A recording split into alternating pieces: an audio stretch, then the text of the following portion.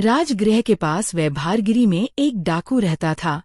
धन तथा स्त्रियों का अपहरण करना ही उसका व्यवसाय था।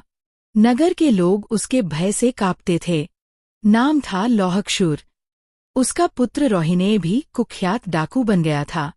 प्रत्येक बात में 2 कदम आगे था। मरते समय पिता ने उसे शिक्षा दी, किसी साधु का उपदेश मत सुनना, उनके शब्दों को कभी कान में मत पड़ने देना। मेरी यह अंतिम शिक्षा है, बेटा, इसे मत भूलना। लौहक्षुर ने अपने पुत्र रोहिणेय से मरते समय कहा। रोहिणेय ने उसे गांठ बांध लिया। एक बार वह राजगृह की ओर जा रहा था।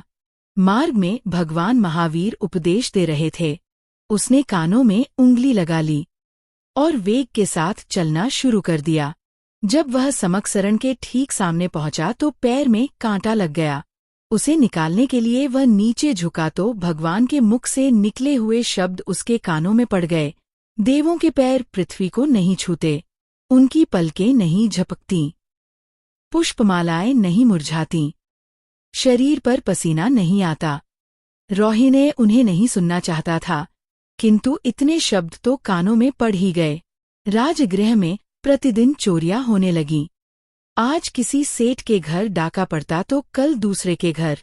प्रजा ने एकत्र होकर राजा से पुकार की।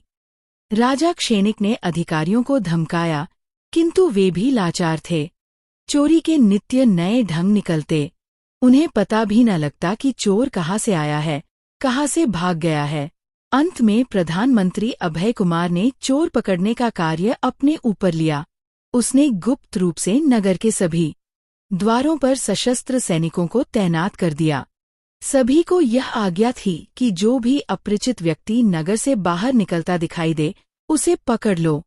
रोहिणेय चोरी का माल नगर में ही छिपा देता था। बात ठंडी होने पर धीरे धीरे अपनी गुफा में ले जाता। एक बार जब वह प्रातःकाल निकलने लगा तो खाली हाथ था। फिर भी सैनिकों ने उसे पकड़ लिया। उसे अभय कुमार के पास लाया गया, किंतु जब तक चोरी न पकड़ी जाए और यह सिद्ध न हो जाए कि वही चोर है, तब तक दंड देना अन्याय है। अभय कुमार ने उससे पूछताछ की। उसने बताया, मेरा नाम दुर्गचंद है, शालिग्राम में रहता हूँ, खेती करके अपना जीवन निर्वाह करता हूँ। अभय कुमार ने गांव में गुप्त रूप से जांच पड़ताल करवाई। बात ठीक निकली। दुर्गचंद नाम का एक किसान शालिग्राम में रहता था। उस दिन वह बाहर गया हुआ था। रोहिणेय ने जानबूझकर उसका नाम लिया था। उसने सभी बातों का उपाय पहले से ही कर रखा था। अभय कुमार को एक बात और सूझी। उसने रोहिणेय को खाने के लिए ऐसी वस्तुएं दीं, जिन्हें खाते ही वह बेहोश हो गया। बेहोशी की दशा में उसे एक सजे हुए कमरे में पहुंचा दिया गया। चारों ओर गीत, नाद और नृत्य की व्यवस्था थी। 16 श्रृंगार से सजी हुई सुंदरियां हाथ बांधे खड़ी थीं। रोहिणेय की मूर्छा टूटी। वह होश में आया, आंखें खोली। कमरे की सज धज तथा सुंदरियों को देखकर वह आश्चर्य में पड़ गया। सुंदरियों ने निवेदन किया, प्राणनाथ, हमारा अहोभाग्य है कि श्रीमान ने मृत्युलोक को छोड़कर स्वर्ग में पदार्पण किया। हमें आपकी बहुत दिनों से प्रतीक्षा थी। इस दिव्य संपत्ति और ऐश्वर्य के आप स्वामी हैं। ये सभी भोगविलास आपके लिए हैं। हम आपकी दासियां हैं। आपकी आज्ञा को अपना अहोभाग्य मानती हैं। आप अपनी इच्छानुसार स्वर्ग का आनंद लीजिए। इतने में संगीत और नृत्य प्रारंभ हुए। रोहिणेय को ऐसा प्रतीत होने लगा जैसे वह सचमुच स्वर्ग में पहुंच गया हो। संगीत की मादकता में रोहिणेय अपने को भूल गया। थोड़ी देर बाद हाथ में रत्नमंडित सुवर्ण ऐष्टि लिए हुए तथा सुंदर वस्त्राभूषणों से विभूषित एक युवक आया। उसके मुख पर तेज था, गति में गंभीरता थी। उसका संकेत मिलते ही नृत्य और गीत बंद हो गए। चारों ओर स्तब्धता छा गई। युवक ने रोहिणेय के सम्मुख आकर उसका अभिवादन किया और शालीनता से कहा, महानुभाव, आपका स्वागत है।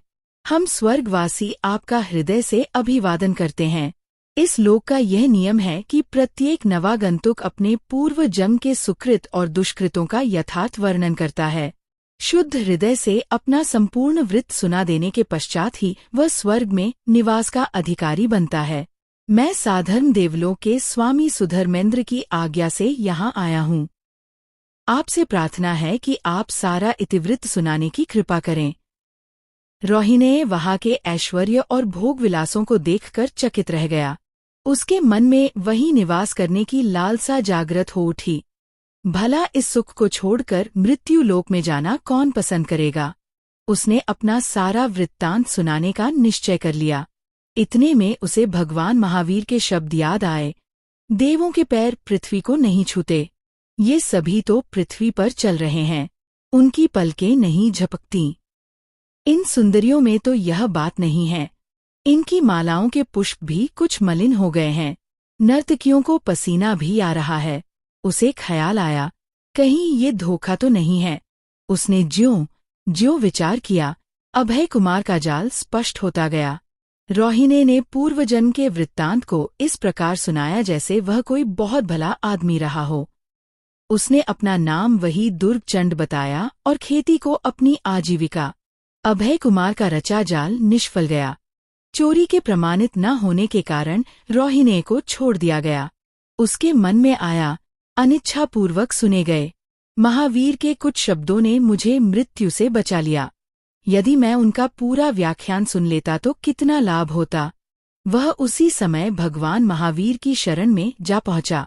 व्याख्यान सुना, शुद्ध हृदय से अपनी सारी कहानी सुनाई। श्रेनिक राजा भी वहां बैठे थे। उन्होंने रोहिणी के सारे अपराध क्षमा कर दिए। रोहिणी की आत्मा पवित्र हो गई। रोहिणी ने चोरी छोड़ दी, अपनी स्वीकारोक्ति की और भगवान महावीर के शिष्य बनकर मुनि बन गया। उसने अपनी पिछली जिंदगी से अर्जित कर्मों को मिटाने के लिए कठोर तपस्या की और अंततः अनशन करके स्वर्ग प्राप्त किया।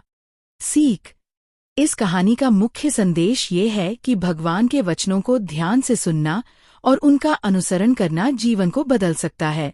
यहाँ तक कि एक बुरे व्यक्ति भी सच्चे पश्चाताप और भगवान में समर्पण से एक पवित्र जीवन पा सकता है।